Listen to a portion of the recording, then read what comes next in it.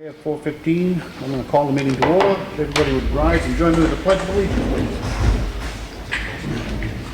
Pledge allegiance to the flag of the United States of America, and to the republic for which it stands, one nation, under God, indivisible, with liberty and justice for all. Thank you. First order of business, we have the minutes of the Selectmen's meeting which occurred on Monday, July 6th. I make a motion we approve it as printed. I'll second. Any discussion? All in favor? Aye. Aye. And we have some very hefty check voucher totals. Payroll for week ending 7/11 was $41,366.64. Accounts payable for week ending 7/4 were $118,165.88. On 7/4, we also reimbursed or allocated money to the precincts in the amount of $110,550 and made a school district payment of $1,360,506 for a total of bills that went out of this building last week of $1,630,588.52. And that's a lot of money, even if you say it fast. These are the check voucher totals. We do review each and every bill individually and initial it, all three of us. But with that, I make a motion that we approve these. Second it. Any discussion? All in favor? Aye. It's a lot of money.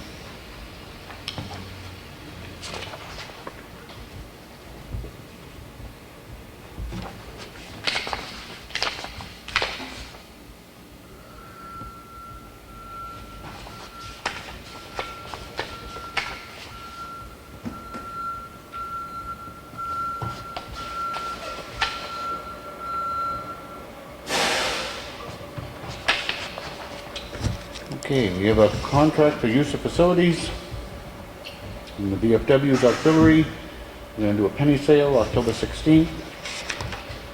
Schedule's been okayed by Peter. They've made a deposit. I make a motion we approve it. Second it. Any discussion? All in favor? Aye.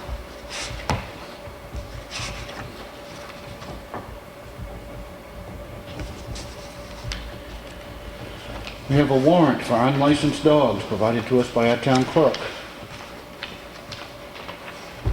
There are, unfortunately, I'd say about 40 people who have not licensed their dogs as required. And this warrant is, it says pursuant to New Hampshire RSA 466-14, entitled Warrants and Proceedings, you are hereby directed to proceed forthwith either to collect fees due to the town of Ossipee, to be turned over to the town clerk, or seize an unlicensed dog for holding in an appropriate holding facility. Pursuant to New Hampshire RSA 466-16, entitled Returns, you have until 7/27/2015 to return this warrant with a statement as to whether all the unlicensed dogs in Ossipee have been seized and held under the provisions of this chapter, and whether complaints have been entered against all the parties who have failed to comply with the provisions. Sadly, it gets to this point because not only do we get a reminder, but then she sends out a postcard, and I make a motion that we sign the warrant. Second. Any discussion? No. All in favor? Aye.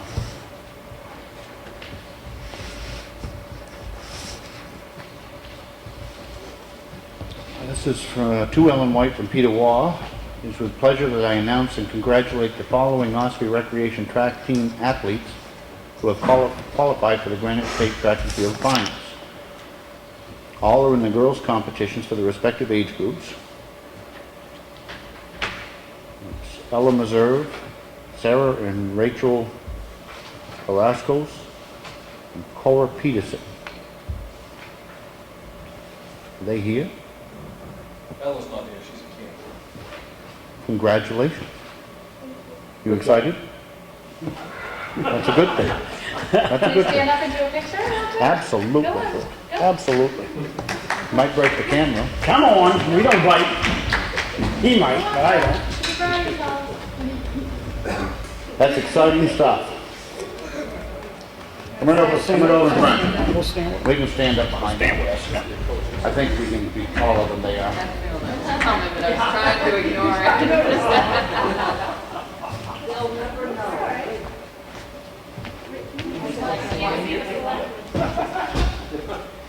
This is for the newspaper, so extra big smile. Wait a second. 1, 2, 3. Jeez.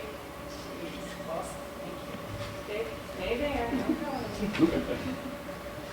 More importantly, this is for Facebook. Good job. Nice job. We very much do congratulate you on making it this far. We wish you the very best, and we thank you for representing the town of Ossipee. That's not a bad thing. We like the t-shirts. Okay? Well, good luck. We appreciate it. Thank you.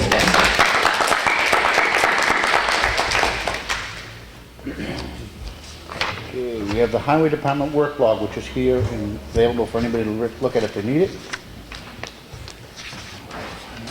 No, that's just one. We have contractor use of facilities, Gail Montgomery for the Ossipee Main Street program for penny sale, July 17th and 18th. You're very welcome. Thanks for coming. Schedule's been okayed by Peter Waugh, the deposit's been paid, I make a motion we approve it. Second. Any discussion? All in favor? Aye.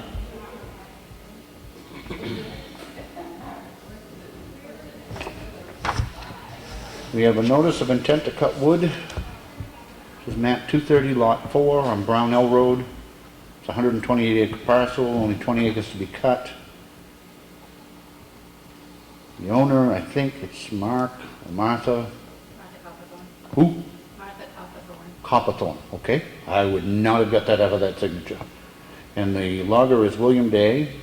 The taxes have been paid. I make a motion we approve it. Second. All in favor? Aye.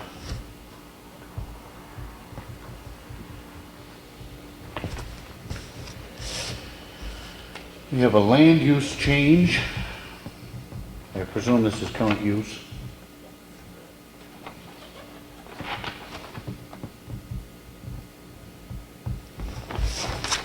It's a land use change for 111A Roland Park Road. It's for a partial release of 128 acres from current use. Make a motion we sign. Second. All in favor? Aye. Aye.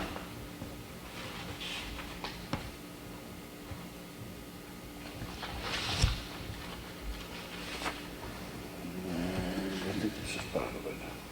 It is. It's going to be signed June, then. Yeah, it's got the two places.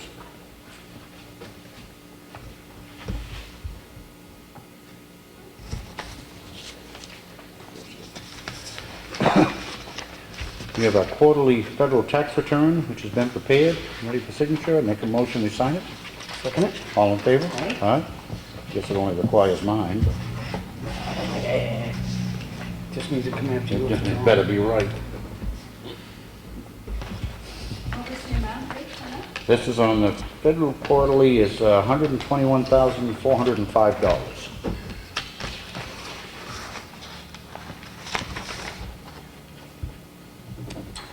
This is a memo to Brad, to the Board of Selectmen from Brad regarding the landfill groundwater permit. Brad, do you want to Yeah, paraphrase what you got here?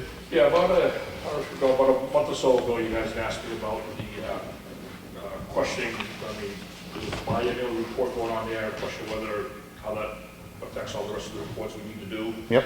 So I pulled out the permit from the DES here and highlighted on the first page there, after the memo, where it says there, please note the permit condition number 7 has been modified. This is in the permit that was issued in 2012, a renewal for the permit. The drinking water metals have been included in the protocol because the last time they were analyzed was in 1994. And additionally, the annual summary report has been changed to a biennial summary report. So stating that report used to be done on an annual basis, it's not done every other year. And then if you go back, you've got 3 more pages under item number 7. It details out what is expected for tests and when they're supposed to be done. On that chart there, basically it has 1, 2, 3, 4, 5 test wells need to be monitored May of each year, and looking for chlorides, nitrates, sodium, iron, manganese, static water elevation in the wells. The drinking water metals, I'm assuming that was a one-time thing of May of 2014. That's when it was done back in 1994. My assumption is that if they make us keep renewing the permit, it shouldn't come up again for another 20 years, so Okay. 2034, which hopefully we won't be doing this at that time. So basically, what it explains that we are still required to do this monitoring every year on an annual basis. The reports that Stantec provides for us and submits all the reports to DES. And then every other year, we have to add in this biennial summary report. And is there any end date on when they stop having to do this? This permit now expires in March of 2017, and when we get closer to it, basically said I'll inquire whether we're going to need to submit a renewal, which we've had to in the past. This is the second, let's see, we've done in 2012, I think we've done previously that in 2007. So every 5 years, they've had us renewing it. So how long has that landfill been closed now? It's gotta be 25 years. I'd say, yeah, because 1994 was the last year that they did have that report there done, so I'm assuming that was probably one of the first years that we had the landfill done, and Before that, wasn't it? We had the incinerator we had the incinerator for 20 years. yeah, So we capped the landfill before that. before that, yeah, or during that. Well, as part of that, so I mean, it has to be at least 25 years. I guess, food for thought, when we get close to this permit running out, I mean, I'd like to find some information as to how long we have to monitor that. Right, yeah. I think we have to get closer to the expiration date of this before they're gonna tell us that. Sure. So I anticipate probably sometime that fall before, probably 2016, Which should be the time to. coming right up, Oh, it's so, not that far yeah. away, yeah. Okay. They start inquiring on that. All right, good, thank you. We have a purchase order pending approval. This is for the library roof, Fall Seasons Construction, Dickie McBride, to do the shingle work at the library in the amount of $10,800. This is a previous bid which we had already, this whole project went out to bid, they won the bid, and this is simply an approval of the purchase order. I make a motion we approve it. Second it. Any discussion? All in favor? Aye.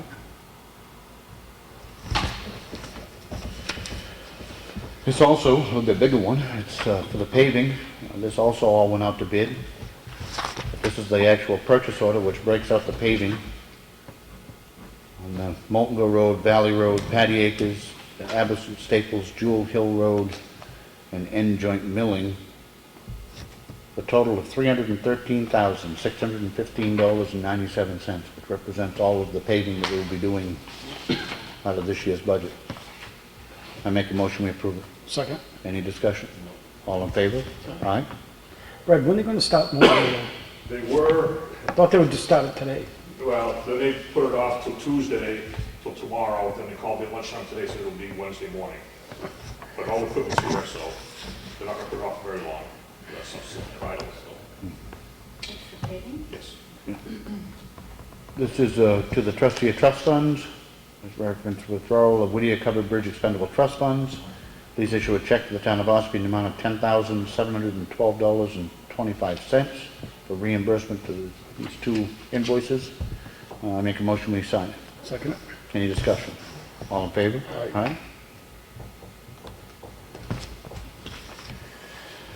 This is a petition and poll license agreement. Seems like we're starting to do a few of these. It's for Public Service Company, DBA Eversource Energy. Poll license, it requires our signature. I make a motion we sign it. Second it. All in favor? Aye. Right.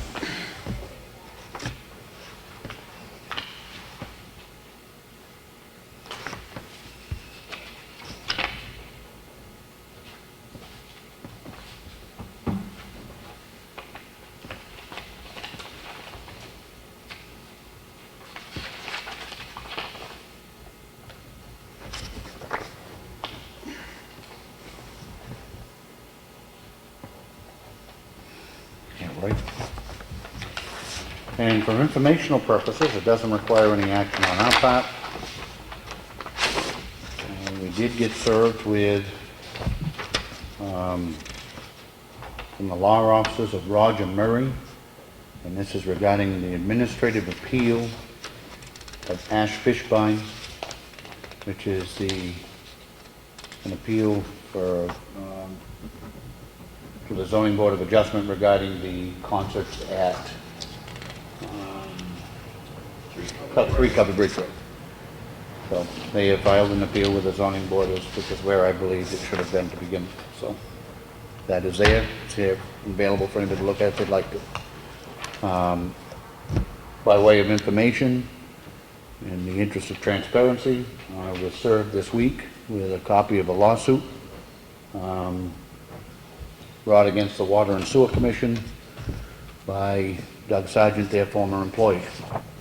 That has been referred to our insurance carrier, and there'll be a whole lot more to say, I guess, at some point. But right now it has been served, and that process, in fact, has been started, which we all, actually we all, the 3 of us certainly thought was in fact coming, and it is here.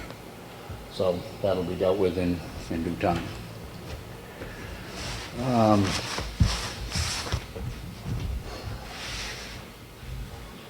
That concludes the red folder. Old business. Covered Bridge, how'd your meeting go? I think it went well. We resolved a lot of questions out there anyway.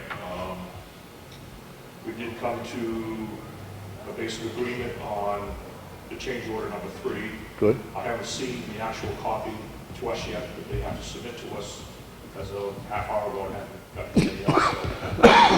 So as that comes in, we'll review it, bring it to you guys. Ballpark, what did the figure go down to? They basically agreed to split the difference, if I remember right. They said that between our consultant engineer's price and their price, about $25,000 difference. They agreed to split the difference, so about $12,500 they're coming down. They're also eliminating that $14,000, that section they were looking for the profit, Okay. the lost time, Yep. time. So take that off, and then about another $12,500 off there. So I'm guessing that number's going to be in the $80,000 range. Of which 20% is ours. Right. Have you done lately with Connie we That's what we need to sit down. need to have you get with Brad and sit down and figure out exactly what is in that fund, where we are. I do know that there was, I believe, some contingency money, but it was in phase 3, or basically assigned to phase 3. And I think the contingency that we did have in phase 2, the phase we're in now, has been used up during the earlier portion of this project here. So that's where we need to sit down and see right where we're at, dollar-wise and Yep. everything. So Okay. I'd ask that you kind of jump on that in the very few. relatively near future, so that we, forewarned is forearmed. Yeah. So, okay. The only thing I got to know is how much that reimbursement comes Yeah. Yep. That 50 that I just paid you, That's been sent in. that's the sent in, and Yeah. then you got 10 here, so you 10 got here. 16. There's another 40 sitting in there waiting to be processed. So we're gonna have another 80,000 coming back from the state. Okay. Library roof is progressing? It's progressing, yep.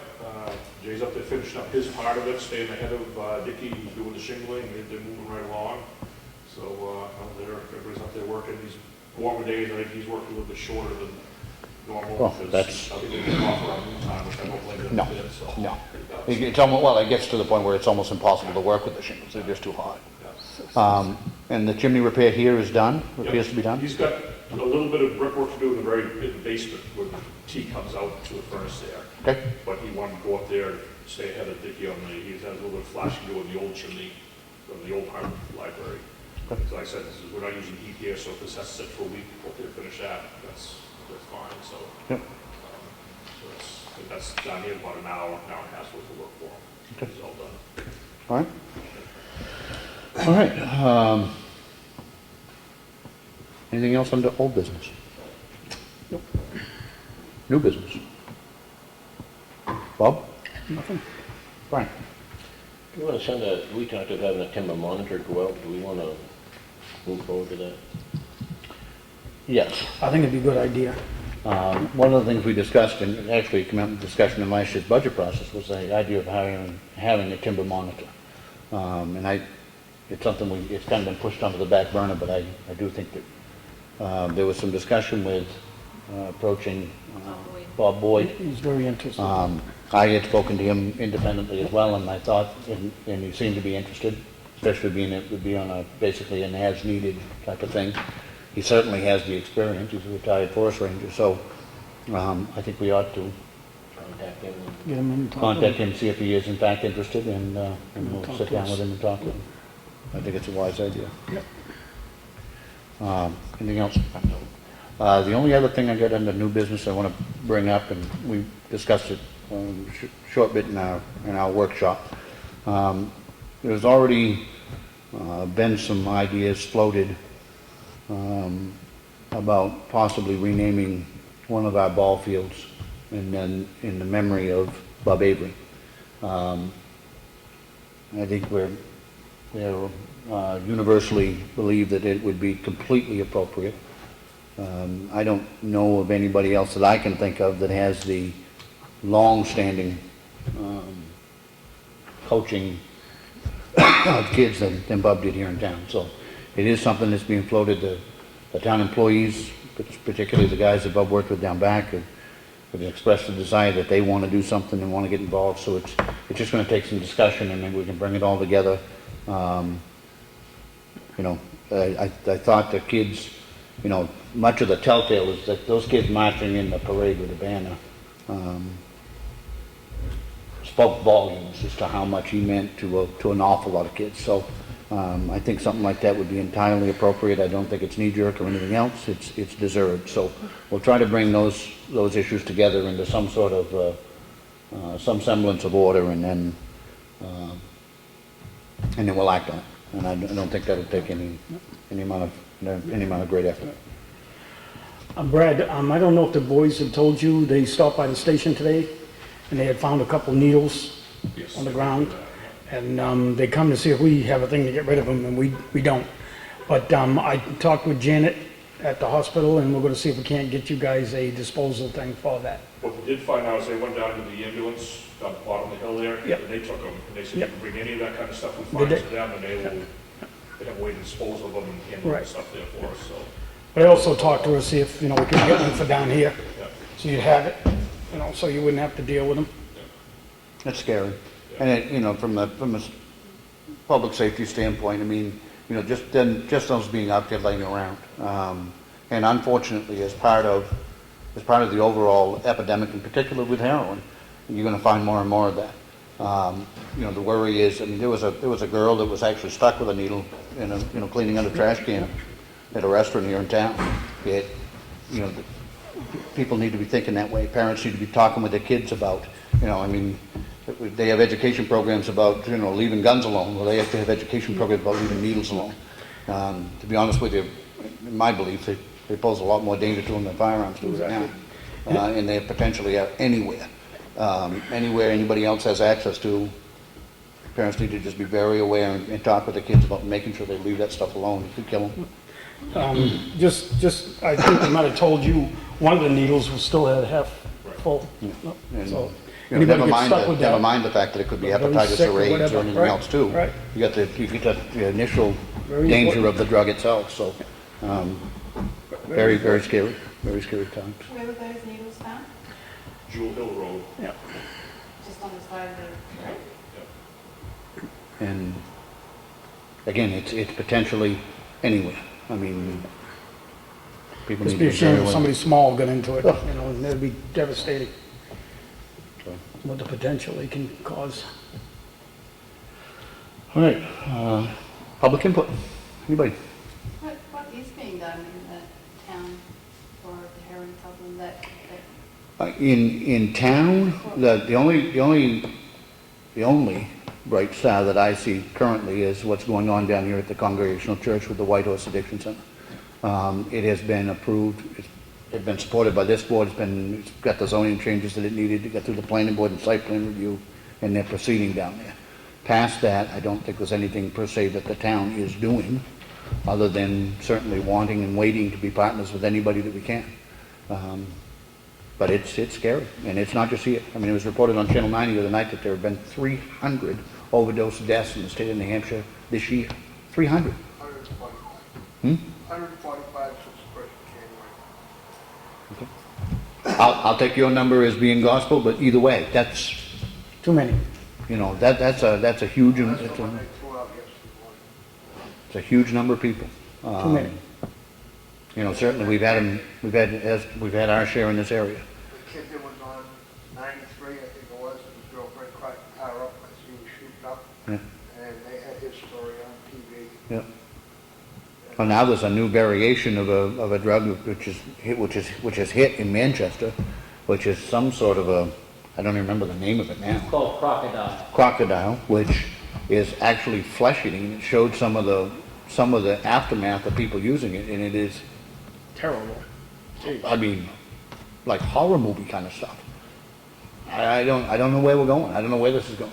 You were talking a previous meeting about the DARE program being removed from the school.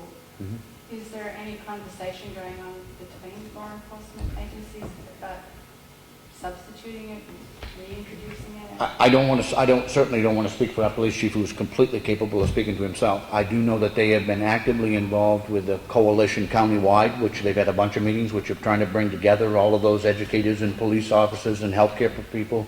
So I do know that they've been going and they've been participating in that. I don't know at what stage in the process they are in that, or if there have been those discussions. You know, it's my belief, and this is my belief as a parent and having 28 years in law enforcement as well, that we've got to start before they get to the point where they're facing those decisions, or else we're being against the tide. I just don't think you're going to stop it. And you're not going to stop them all, but I think they definitely need to make more effort with the kids that are younger to try to stop it. I've been involved with some of that. I went to the forum, Sam, represent rec for the county, with Jennifer and Dan from the coalition and stuff. So we've corresponded back and forth. It's stuff that I can make into. I know there's a lot of discussion, and I mean, discussion is good, but at some point there needs to be action. And, you know, there are a whole lot of things that are way outside of our control. I mean, I know there's a big fight that, Ed, you could probably comment, with the state budget right now and Health and Human Service dollars that are, I mean, the governor's office didn't even know that they had been approved for federal money, for federal funds for a treatment facility. Well, if the governor's office doesn't know what Health and Human Services is doing, you know, that doesn't speak well for the state government to me. Connie? Wouldn't the Board of Selectmen recommend to the state that police high watch as a addiction center? You know, listen, I would gladly sign my name to a letter believing wholeheartedly that there needs to be, I mean, you cannot arrest your way out of this crisis. You just can't do it. And they keep saying there's a shortage that, you know, And they're, well, this kid that was on TV, he had to go to Tennessee or someplace, and the insurance wouldn't cover it because it was out of network. I'll be honest with you, as much as I believe in the free market, I tend to believe that there are you know, organizations in the wings waiting to open a shelter. I think the problem is the funding, purely the funding. I don't think it's a case of having space. I mean, you know, in this day and age, medical facilities can be very lucrative, but there's got to be funding. There's got to be somebody to pay for it. And the unfortunate part of it is many, not all, but many of the people who are addicted to heroin are at a point in their life where they don't have insurance. They don't have the wherewithal. And in this area, what parent has $20,000 in their pocket to even help the child? The funding is to me is key, and then you start down the process. I don't think there's any shortage of places to lease. I think the key is to have funding. I'll put my name on any letter that is supportive of more treatment facilities, because it is absolutely needed. According to the papers, that's going to be shut down the 1st of August. Yeah. I don't know whether down here I've heard a rumor that it was sold. Then they got 2 more in Freedom.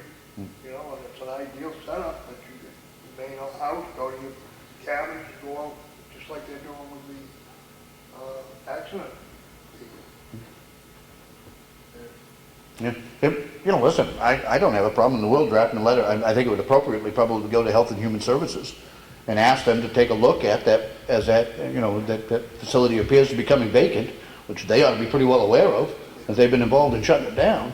And I don't have a problem in the world with my name on a letter to that effect, encouraging them to look at it as a potential for addiction treatment facility. You? No problem. I'll be all for it. I think you're gonna run into funding this. Well, and I think that may well be, but, I mean, I'm certainly not against putting my name on a letter, so. Ellen, you want to draft one up for us to have for next week?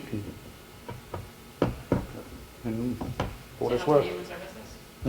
General Human Yeah, I would expect that would be the appropriate down. Copy to the government. Ed?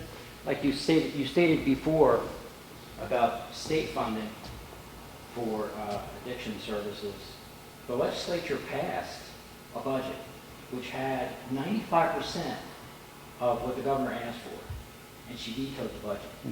Now, we have a continuing resolution that will continue to fund the state, but that money could have been freed up if that budget was passed. And I know a lot of it's political, but still, there was money in the budget to pay for this. And until that veto is overridden or you reconcile that, am I correct that none of the new appropriations, any new spending will not occur? Correct, it's just the continuing resolution. But the continuing resolution only addresses what their current budget was, no increases. To keep the state going. Correct. I did have another question about the dogs, about the registration, the licensing. When you seize these animals, who has to pay for that? The owner does. What thankfully happens, we ultimately will probably end up seizing 0 dogs. This is the last process where we are authorized to seize them. But generally speaking, at this venue, I mean, the town clerk has done what she can do, and at this point, once we sign that, then a police officer physically goes to the house and says, either go license your dog or we're going to take your dog from you. And they come and they license their dog. Again, it's sad that it has to come to this point, but Need a little jump it comes start. to this point. Now, the main reason for registering is for Rabies your compliance. rabies control. Correct. Back to the heroin issue. There's also an awareness walk that's going to be between the towns. I just wanted to mention There that is. again, and that's through Janice Spinney.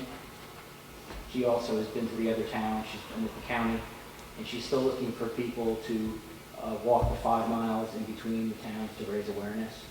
Because, like you said, I don't believe just treating the addiction after it started is the answer here. Maybe a part of it once it starts, but the kids, and just by telling kids don't do it doesn't necessarily mean they're not going to do it. Nope. But there has to be an effort to get into the schools and to find out if the kids understand what this drug is. I think unfortunately, and I agree, unfortunately what happens is it seems as though today it's all about enforcement, tomorrow it's all about education, the third day it's all about prevention. And in my belief, the only way we're ever going to have any success is to have all 3 of them working together. You have to have enforcement. There's no issue, nobody's questioning that. But that isn't the answer to the problem. That's dealing with the aftermath. The prevention, and I've said many times, and I'll continue to say, I lay so much of the blame at the feet of the doctors for the heroin in the state of New Hampshire, and certainly in this area. If you talk to any one of them, without exception, they started with prescription painkillers. And when they dry that source up, then it pushes them, mainly through price, because heroin is so cheap, it pushes them over the heroin. There's nobody that I have ever met in 30 years of doing that ever got up one morning and said, I think I'll become an addict today. It's not a plan, it's a trap. And it's a trap that unfortunately way too many have fallen into. I agree. But There's a really great presentation on TED this week. And a young British journalist spent 3 years travelling the world to look at addiction because it was in his own family. And he started off with the question, why? And he approached it from both a scientific point of view and a spiritual point of view, and from people who are addicted and people who live with people who are addicted. And ultimately they came to the conclusion that that it's connections, that addictions occur because people are not connected. That, and he gave an example of, when you go into hospital for severe injuries, they treat you with something that's heroin but they call it a different name, and you don't come out of that experience with an addiction. So it's the environment that causes the addiction, not necessarily the chemical process. And when you put people in situations where they are connected, have self-esteem, and have joy and love, then even when these products are put in front of them, they're not inclined to use them because it just doesn't register on the scale of things. So, and he also talked about how in Portugal, it's the only country in the world where they don't ban any drugs. And in the years that the program has been instituted there, they've seen a 50% decrease in drug use.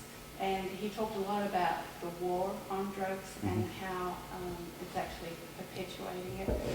So I would encourage us all just to view that program because it gives you, he starts dispelling the myths in the first place about what addiction is. And so it gives you a very different place to come into this conversation with. And there's a lot of validity to much of what you just recapped. The thing that concerns me, and I've had this discussion with particularly parents over the years, and I also believe that you are right now operating on a full 2 generations of recreational drug users. There was a time when you only took a drug if you were sick, and that really changed in the 60s. Started in the 50s, but changed in the 60s. You now have parents, people who lived through the 60s, who are parents and grandparents, who look at things like marijuana and say, what's the big deal? The problem is that the THC levels of the marijuana today are exponentially higher than what they were then. Now, does that mean that I think that marijuana is going to kill somebody? Absolutely not. Absolutely not. However, when you put a young person in that environment, and now they've had 3 beers, and they've smoked a joint of marijuana which is stronger than anything that was available when I was a teenager, and then the mirror gets slid in front of their nose, does anybody still believe that they possess the mental faculties to say no, or to exercise good judgment? So my opposition, for instance, to the legalization of marijuana isn't about marijuana in and of itself. When they talk about it being a gateway and lowering inhibitions and all of those things, you're talking about that with people who are then going to be making other decisions. Are they going to drive? Are they going to do what? Are they going to go deer hunting, or all of the ramifications of when a person is impaired? Particularly young people who now they believe more and more their brains aren't even fully developed until they're 23 or 24. I think that that's only part and parcel of all of it. We need to look at prevention, treatment, and enforcement collectively. And if we don't have the 3, and right now I think we have pretty good enforcement in this area. I think our police department and some of the others have done a great job and worked really, really hard trying to keep their thumb on it. And building connections should be a part of that. Not just all these structured, institutionalized remedies, but towns working together to collaborate on programs that bring families closer together and so that people don't have that feeling of separation and loneliness, and that's where they would stop in the mirror coming before you. So the consequences. It's not just about themselves, it's about others. Anyway, I just saw this program on TV. There's a lot to be said, but it is bad, and it's not getting any better on its own, and it's not going to get any better on its own. So. And what's a timber monitor for people who might not know? A timber monitor, we actually used to have one, and it's a person that we would employ that would go out and inspect timber cuts if there were any issues about whether or not they were underreporting the amount that was being taken, or if there were it's called a timber trespass, if somebody goes over the border onto another person's land, etc., etc. But the main job of a timber monitor would be to ensure that they were accurately reporting the amount of timber taken, which obviously affects the amount of tax that they have to pay. And the idea of a timber monitor is to kind of just try to keep everybody honest. So. And is it a paid position? It is. We had, again, I think John Smith was probably the last one that the town employed, it was some time ago now. But it would be a per diem and on an as-needed basis. It may well be that we would just randomly, occasionally pick a lot for him to go take a look at, and just, again, just trying to keep everybody honest.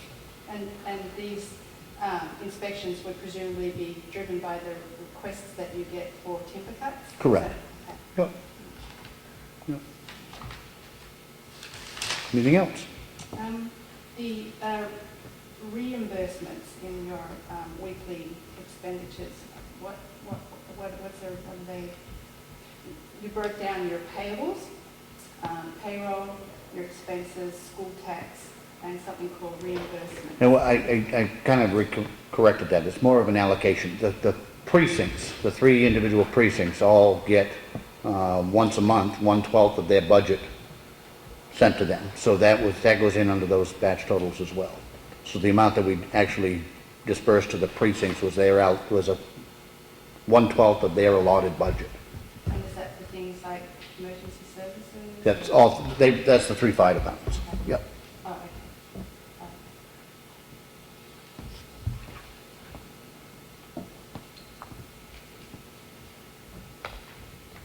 Anything else? Ed? I have to go back to the drug issue again, because I actually argued about the synthetic drug bill, and I find that it's abhorrent that the state derives a lot of revenue from addiction.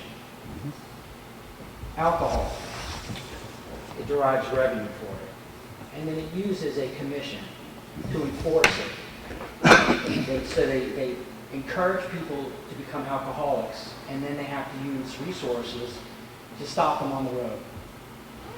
We tell people not to drink and drive, and yet we have monstrous signs beside the highway, New Hampshire State Liquor Store next right. Lottery, another addiction, gambling. Alcohol, gambling, and the third, cigarettes. The state is created, or at least encouraged, drug use. Makes revenue off of it, creates programs to help people off of it, but then encourages you to do it again. We have to question this. What signal are we sending kids? If the kids find out that they are able to drink alcohol, that seems to be perfectly fine for everybody to do. Alcohol is so destructive. I'm sure everybody in this room has had a family member that has destroyed their lives through alcohol.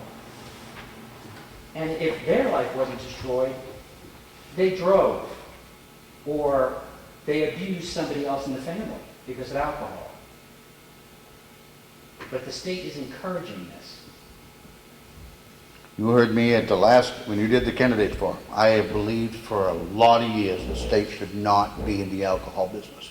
It should have been privatized a whole long time ago, and I think the argument could be made that you would, in the process, save millions of dollars. When the state has the ability to tax it at whatever level it wants to and have none of the expenses, it has never made any sense to me. I do not and will not ever understand why the state of New Hampshire is in the liquor business. It shouldn't be. It should have been privatized a long time ago. It's always about the money. Oh, I know. But in this case, if you took I don't know how many employees are in the liquor store. I mean, there's hundreds, certainly. Millions and millions and millions of dollars in facilities. If you have the ability to set the revenue at what you want through taxes and none of the expenses, that seems to me and has always seemed to me to be a no-brainer. But there are some very powerful people sitting in those positions who would not agree with me.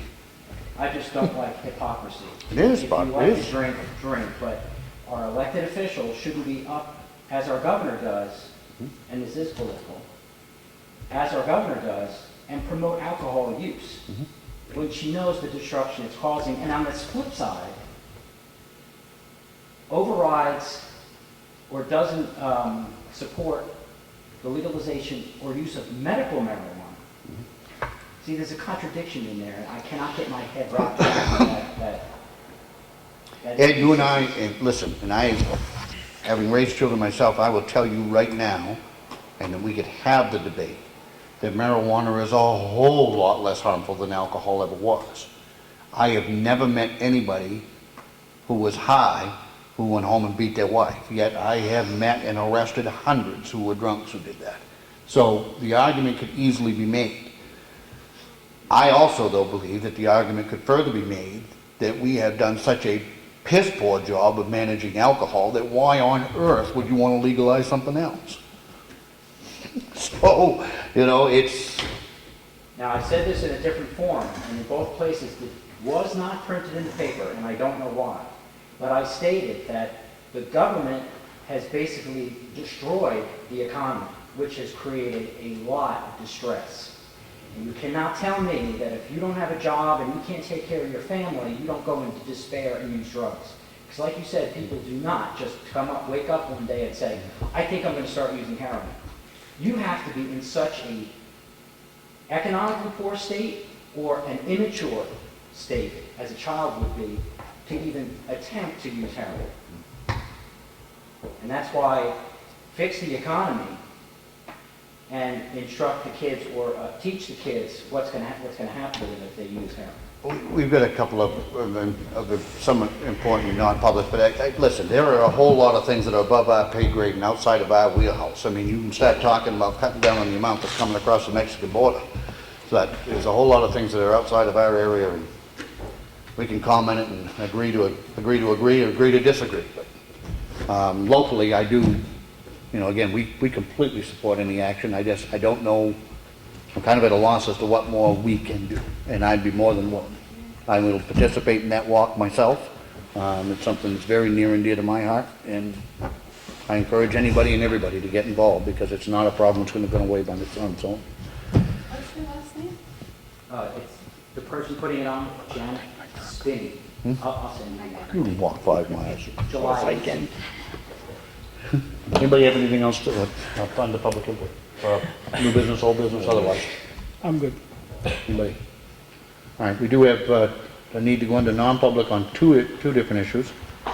One is under 91A32C, which is with our tax collector, and the other one is 91A32E on a legal matter that we have to discuss briefly. Hold the board to go into non-public. Bob Freeman? Yes. Frank Riley? And Rick Morgan, yes. We will be back as soon as we can. It shouldn't be long.